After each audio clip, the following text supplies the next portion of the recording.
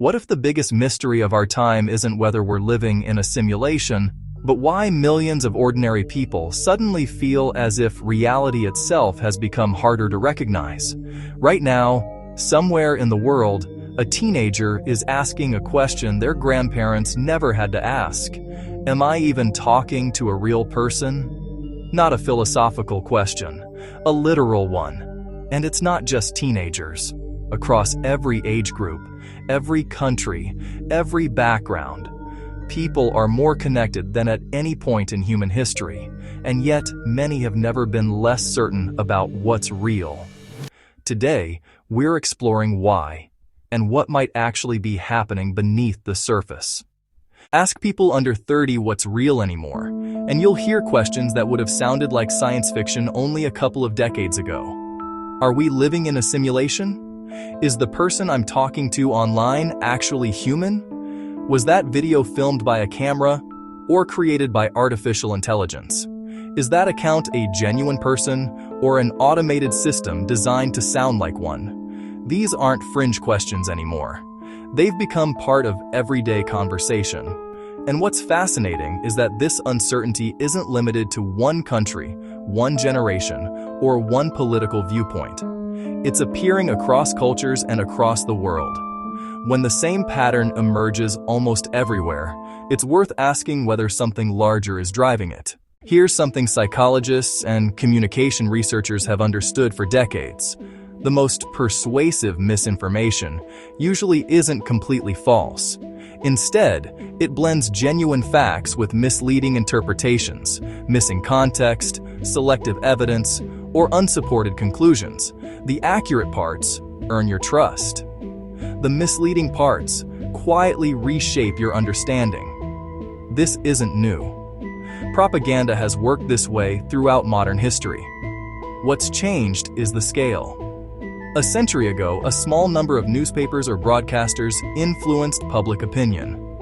Today, billions of people receive completely personalized information streams, selected by algorithms whose primary objective is engagement, not necessarily accuracy.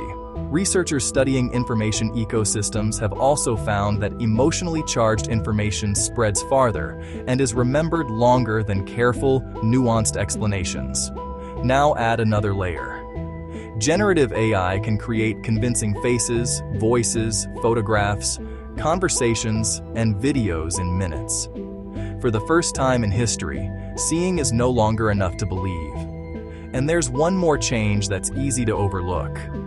For thousands of years, people processed confusing information together, with family, friends, neighbors, and communities who challenged assumptions, asked questions, and offered different perspectives. Today, much of that happens alone, late at night, scrolling endlessly, often interacting with accounts whose identities we can't verify. The human filter that once helped us make sense of reality has become much weaker. Whether this confusion is intentionally exploited, or whether it's simply the natural result of powerful technology colliding with human psychology, the outcome is remarkably similar: chronic uncertainty. And chronic uncertainty is exhausting. It's difficult to make confident decisions, trust other people, or feel grounded when you're constantly wondering what's authentic and what isn't. Ironically, the greatest danger may not be believing one false story. It may be reaching the point where you stop believing anything at all. When every photograph might be artificial, every voice could be cloned, every conversation might involve a machine. Trust itself begins to erode. And that changes society in ways we're only beginning to understand. So what can we actually do? Probably not solve misinformation, probably not answer whether we're living in a simulation. Those questions are far bigger than any individual, but we can change how we respond, bring important conversations back to real people, talk ideas through with people who know you instead of relying only on anonymous comment sections. Whenever something seems almost perfectly convincing, slow down instead of speeding up. Ask yourself, what's the evidence? What's missing? Who benefits if I believe this? And perhaps most importantly, spend time building experiences that don't depend on a screen to feel real. The room you're standing in, the person sitting across from you, a walk outside, a shared conversation. Those things have never needed an algorithm to prove they exist. Maybe we're witnessing something deliberately manipulated. Maybe we're simply experiencing what happens when billions of people interact with machines designed to capture human attention. We don't yet know. But perhaps the real mystery isn't whether reality itself has changed. Perhaps it's whether we've changed the way we experience reality. And if that's true, what happens next? What do you think?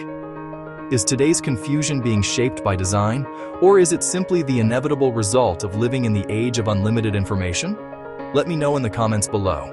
And if you enjoy exploring the mysteries that challenge what we think we know, subscribe to Beyond What We Know. Until next time, keep asking questions.